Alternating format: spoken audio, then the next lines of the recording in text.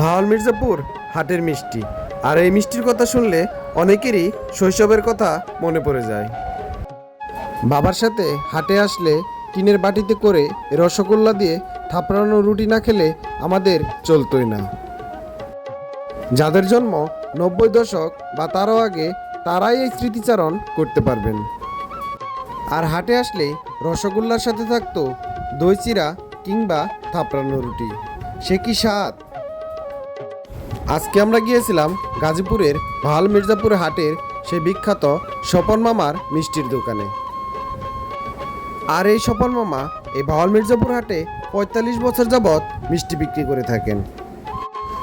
তারা বংশ পরম্পরায় এই মিষ্টির কাজের সাথে জড়িত। তার বাবা ছুটননি এই ভাওয়াল মির্জাপুর হাটেই মিষ্টি বিক্রি করতেন। আর তারা ৩ ভাই এখন এই মিষ্টির ব্যবসার সাথে জড়িত। আর এত বছর পরেও ঠিক তারা ধরে রেখেছে মিষ্টির সেই স্বাদ। ভাওয়াল মির্জাপুর সহ আশেপাশের এলাকায় এই স্বপন মামার মিষ্টির বেশ সুনাম রয়েছে। আর শৈশবের স্মৃতিচারণ করে আমি আজকে গিয়েছিলাম ভাওয়াল মির্জাপুর হাটে স্বপন মামার মিষ্টির দোকানে সে শৈশবের রসগোল্লা খেতে।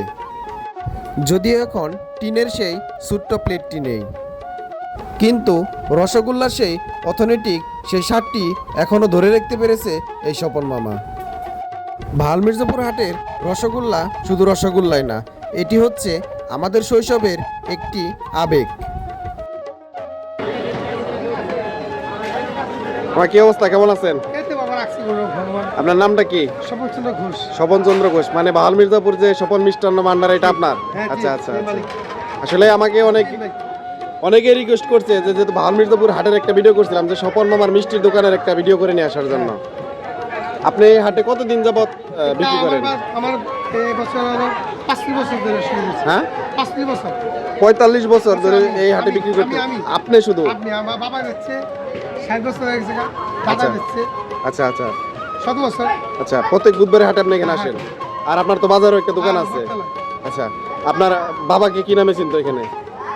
ছোটননি। আচ্ছা আচ্ছা, আপনার সম্ভবত 2 ভাই বসেন দোকানে না? আমরা 3 ভাই। আচ্ছা আচ্ছা। আর আপনার স্বপন, আপনার নামে এই দোকান? আচ্ছা আচ্ছা আচ্ছা। আপনার দোকানের ভাওয়াল মির্জাপুরের মিষ্টি তো নাম করা, এর মধ্যে স্বপনের মিষ্টির এক নামে চিনে সবাই। এটা আসলে কেমন লাগে শুনতে? ভালো লাগে আপনার? আপনি ভালো গেলেন ভালো। হ্যাঁ, আমি ভালো হইতে পারি। আমার অনেকে রিকোয়েস্ট করছে যে স্বপন মামার মিষ্টির দোকানের একটা ভিডিও নিয়ে আসবেন। অনেকেই স্মৃতিচারণ করে যে বাজারে হাটে বাবার সাথে আসলে পরে এই স্বপনের দোকানের রুটি মিষ্টি দই চিরা মানে না খেয়ে যেতেন। আমরাও হাটে আসলে পরে যে বাবার সাথে যখন হাটে আসতাম, সেটা হচ্ছে 2000 সালের দিকে, যে আপনার দোকানে রুটি মিষ্টি না খেয়ে যাইতাম না। আসলে আজকে অনেকদিন পরে খেলাম, অনেক ভালো লাগলো।